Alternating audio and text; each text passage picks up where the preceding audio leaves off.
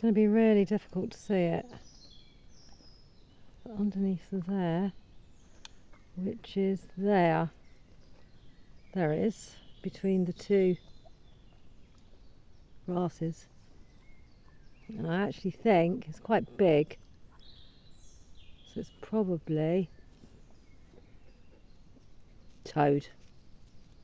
It's definitely a bit big, I think, and it hasn't got any legs. It's just literally, I tell you what, there is no more in here either that I can see, so he's on his own. So, oh no, there's another one. I just see another one actually, and a little tiny fish. I just see another one and a little fish. Yeah, there's a few of them. I can see them. They are under there, but it's a little difficult for me to show you.